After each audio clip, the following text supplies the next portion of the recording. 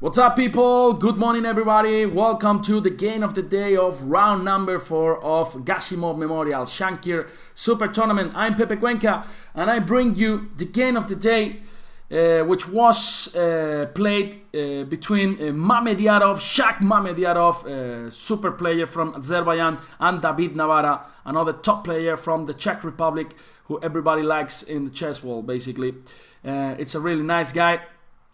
Also Mamedyarov, and it's been a really interesting game, and there is a big surprise in the end game, so fasten your seatbelt and let's enjoy this game and let's analyze what happened in the 64 squares. So Mamedyarov decided to go for d4 and Navara replies with knight f6, c4, e6 and knight c3. You know that you can avoid the Nimzo by playing knight f3, but Mamedyarov went for knight c3 and bishop b4, entering in the so-called Nimzo Indian defense.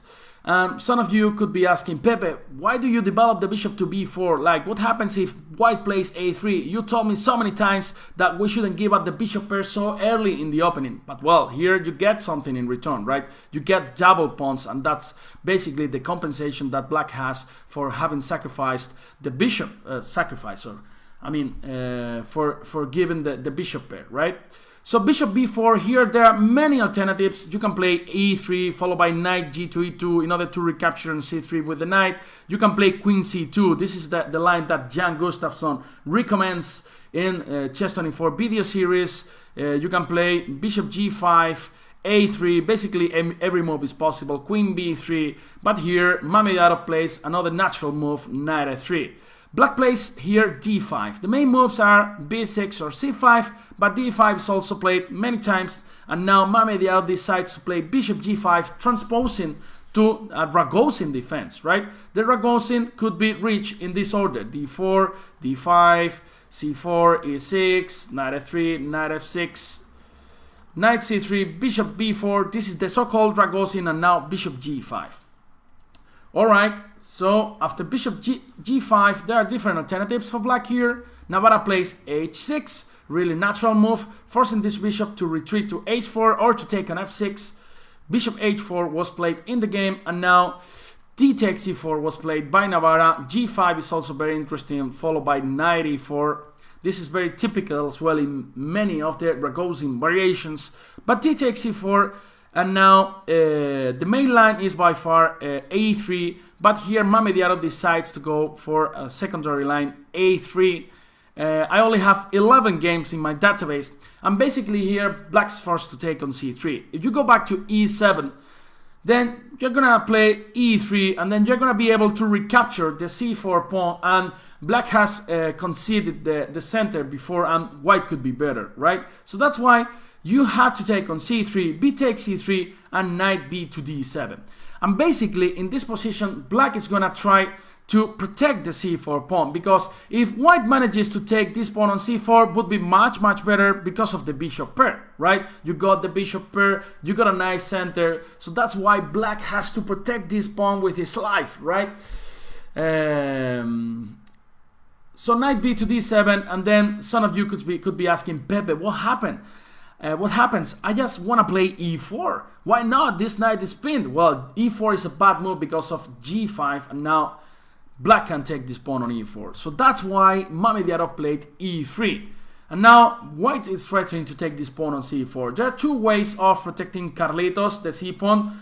How would you do that? You would play knight b6, or you would play b5. Well, knight b6, it's a dubious move because of a4. Now you are threatening to go a5, and now knight e5, and now white is gonna capture this pawn on c4, and it's gonna be much better in this position. That's why b5 was played, and now Mamedyarov tries to explode the queen side. Now asking some questions to David-Navara, and there there's basically just one good way to protect the pawn chain, which is playing c6. Don't play a6 here. Don't move this pawn, because after a takes b5, you cannot take back because the rook on a8 is hanging. So that's why a6, c6 had to be played, and queen b1 was played by Mamedyarov, putting pressure on the b5 pawn. Navara plays really aggressively with the move queen a5, threatening this pawn on c3, and Mamedyarov protected it by playing queen to b2. Navara plays knight d4, increasing the pressure on the pawn on c3, and now Mamedyarov took on b5. Can you take on c3? Not really, because after queen takes, knight takes, b takes c6, and now white is much better. You're gonna play knight e5 in the next move, then you're gonna take this pawn on c4, and then white is gonna be much better again in this position. That's why black had to take on b5 with the queen, and now Mamedyarov retreated the queen to c1. If you take on b5, basically you have solved all black problems, right? Because now there is a nice majority here on the queen side for the black player, and here it's almost impossible to attack any weakness, right? So that's why black would be much better in this position. Queen c1, still black's a pawn up, but Mamedyarov's hope is to take this pawn on c4 in the future, sooner or later. So c5 was played. Black has double pawn, so that's why Navara wants to get rid of one of those, right?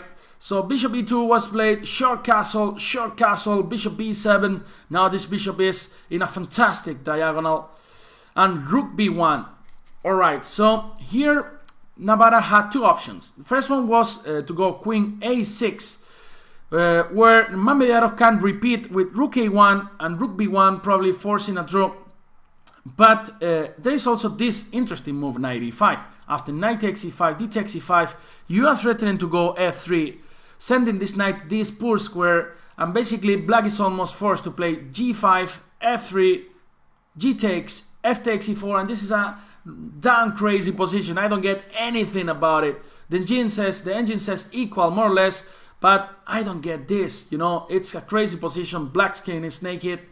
It hasn't got even an underwear, so jumping with the balls around. And triple pawns here on the e file, double pawns here on the c file. Crazy position. I don't get anything. So very interesting position. And the other option for black here is queen c6, and Navara went for it. But now Mamedyarov manages to finally get this pawn on c4, c takes d4, bishop b5, intermediate move, queen c7, c takes d4, and now we could say that white is a bit better, just a bit better because of the bishop pair, right? But in many endgames, black could have a nice thing, which is this pawn on the a file, right? Which can run like a beast. Right, so that's why after rook fc8, I understand Mamedyarov didn't want to go for the endgame and played queen b2 here in this position. Well, there were so many interesting lines after queen c7, rook c7, and rook c1 fighting for the c file. And some of you could be saying, Pepe, nothing happens. I just fight for the c file with rook ac8. Well, this move just loses on the spot because of rook c7, and now you guys found the move for sure. Boom, bishop d8. Now this knight is unprotected, rook c8, give me that baby, baby, white is just much better. Peace up. So what else you want in life, yeah? You want a nice boyfriend, you want a nice girlfriend, you're a peace up, don't complain. So that's why after queen c7, rook c1, black would have to take on c1. And then here there's this nice move, knight b6. Also rook c8 is playable, right? But after exchanging rooks, white would be a little bit better, right? Because of the bishop pair. So let's say some bishop d8 later.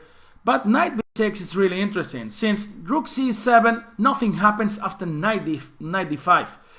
And many of you could be asking, Pepe, are you damn crazy? Stupid Spanish guy. I just can take the bishop on b7. Well, there's this move, knight d6. Very interesting. You move the rook to d7. I just take the piece back. No bishop pair anymore. And then if you go bishop c6, background problems. Rook b8. Only move bishop a6, rook b1, and g5. Let's say bishop g3, knight c3. Knight e2 is coming.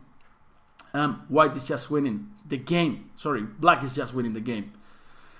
So Mamedyarov decided to go for queen b2, and now knight b6, rook f to c1, fighting for the c file.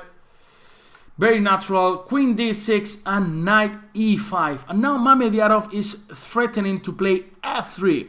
This humble move is extremely strong. If you do nothing special with the black pieces, let's say rook a b8, f3 would be extremely strong. Now after knight f6, you finally can retreat your bishop to g3.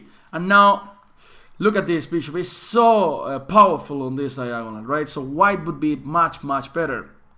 So that's why I understand Navara's decision of going g5. He wanted this bishop to disappear off the board. And now the most natural move was here, bishop g3. Mamedyarov didn't go for that. We'll take a look on what he did right now. But after bishop g3, knight takes, h takes e3, white is actually a bit better, right? Because of this king side, you have played this g5 move, and then your king could be extremely weak in the future. So the engine says like this position is actually much better for white, almost +1. But instead Mamedyarov went for f3, this idea that we already saw previously in this game. So forcing to take on h4, f takes e4, but after bishop takes e4, white has lost a pawn. And of course there is some compensation on the king side, since this king is extremely weak. But the thing is, you are also attacking this rook on b1.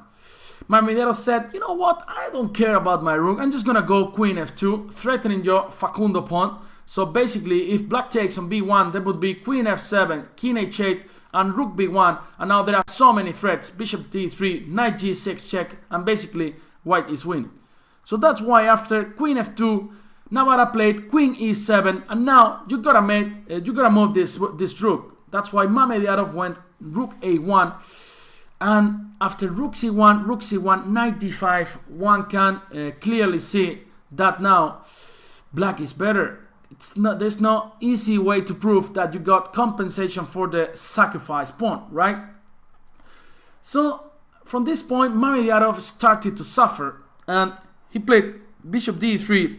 This bishop on e4 is just extremely powerful, controlling everything, also attacking this g2 pawn. Bishop takes, knight takes d3, and Navara plays queen f6. When you are material up, it's interesting to exchange some pieces.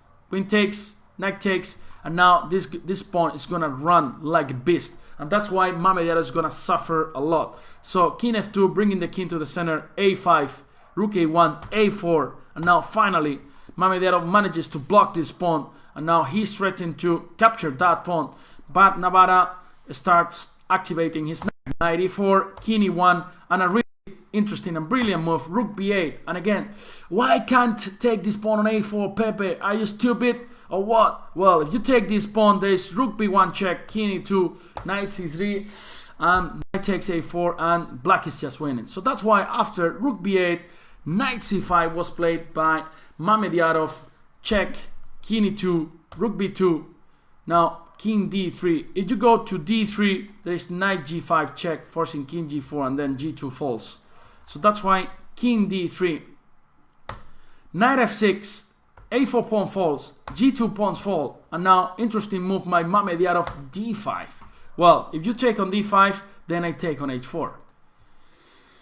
That's why Mamedyarov played rook g5. Now it's not possible to take on e6 since the knight on c5 is hanging, and Mamedyarov played knight e4, e5, king e2, knight e4, rook e4, and it looks like white's 2 pawns down, right?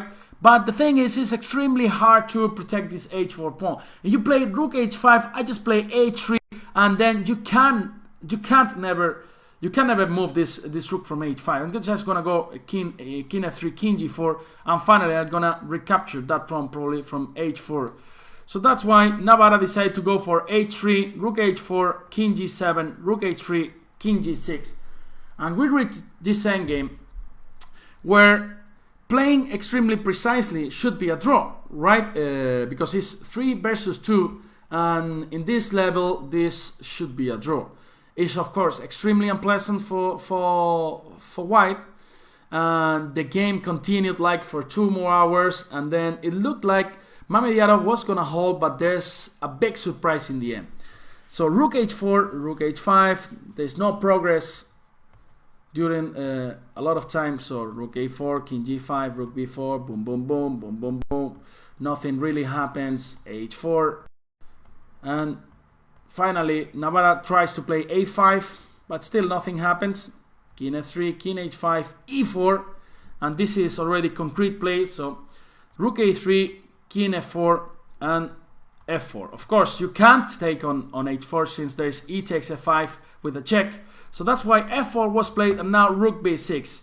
The point is, if you go e5, rook e6, and if you take on h6, I just take on h6, and this endgame is a draw, right? So you play rook e6, and there's no way of progressing in this position. So that's why after rook b6, black played king g4, sacrificing 2 pawns now in order to get his king active. So rook a2, king g1, king f3, rook h6, and then we reach this endgame, which is still very, very tricky. It's clear that if black takes on e4, after rook b6, this endgame is a draw. It is already a draw without the pawn on h4, so imagine with the pawn on h4. The defensive technique is rather simple. You want to put the rook on the third file, and then when black pushes his pawn to the third rank, you just go back, and then you start giving checks on the e file, f file, and g file. So instead of taking on e4, Navara plays e3, which is now very tricky for white. Mamedyarov went to play e5, which is the best move in the position. But if you go rook b6, white loses, because after rook a1, king h2, f3, after rook b3, there's king f4, and then because of this pawn, there's no check on the fourth rank, and then white is gonna lose. After rook b2, there's this beautiful rook e1 threatening rook e2, and white can resign. So that's why after king e3, the best move by far is e5, also trying to promote this pawn. f3 play, e6, and basically if you go f2, just king g2 and nothing happens. King e2, rook f6, and white is fine.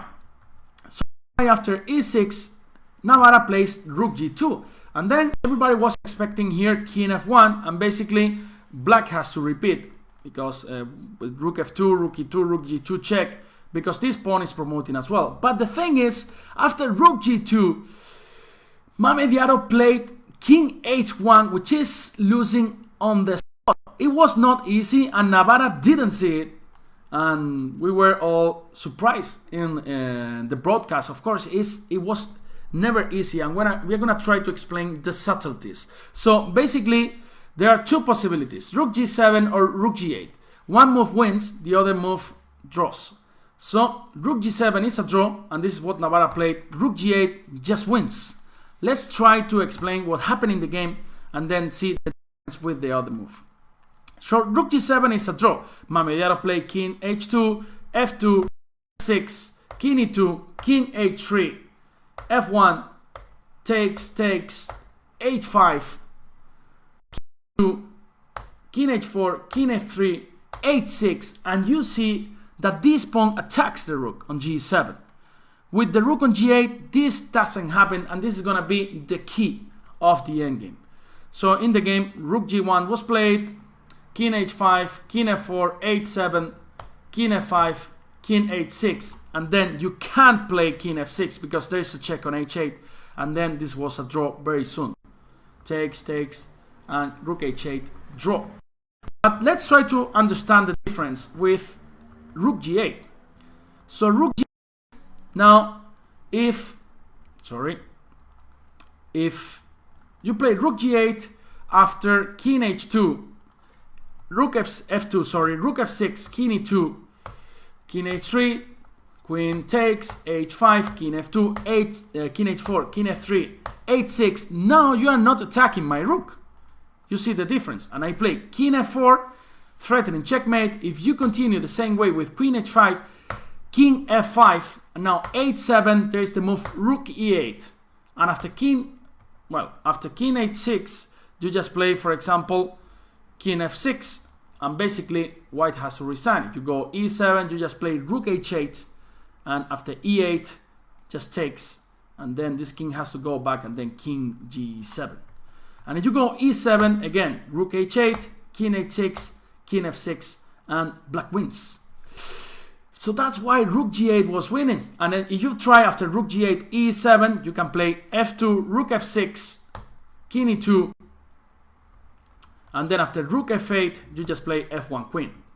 Idem de idem happens if you play rook e6 check, king f3, rook f6, king g3, and then if you try rook f8, there is a beautiful move that wins. Rook g4, threatening checkmate on h4.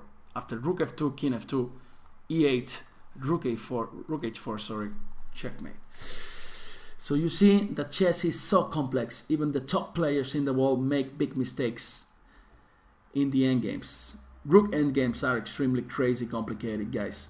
So this has been the end of the day of round number 4. I hope you guys enjoyed the game and hope to see you soon in another video.